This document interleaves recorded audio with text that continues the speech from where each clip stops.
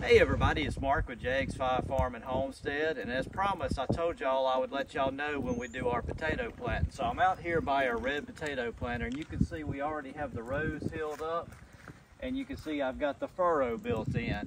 And once we get that done and our soil's prepared, we're going to come over here and I'm going to show you everything we got.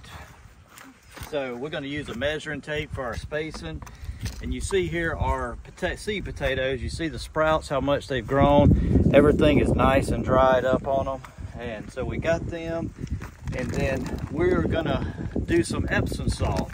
This Epsom salt is gonna give them magnesium that they need.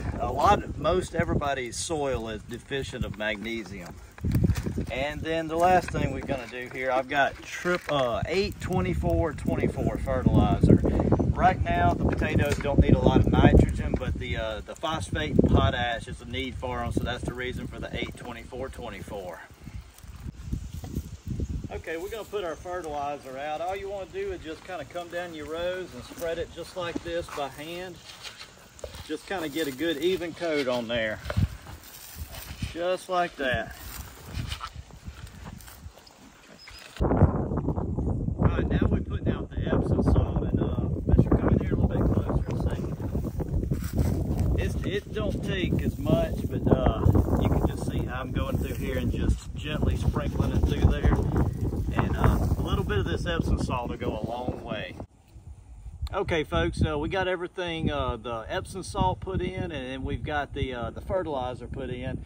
And now I ran this tape, and all that tape is for is to get an even spacing here across my my rows. So come on in here closer and see. So see the seed potato, all you want to do is put it down there just like that.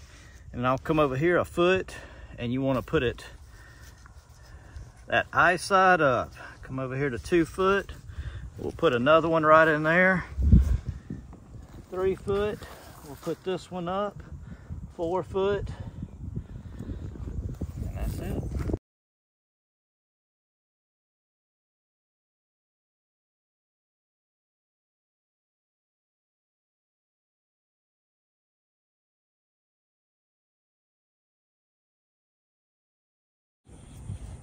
All right, everybody, we got all the potatoes put in place, and you can see here I have them spaced roughly 1 foot apart, and I've got the eye coming up, and when we cover these, we'll put a little bit of dirt from both sides, and we want around 3 or 4 inches of dirt over the top of them, and then a good rain, of course.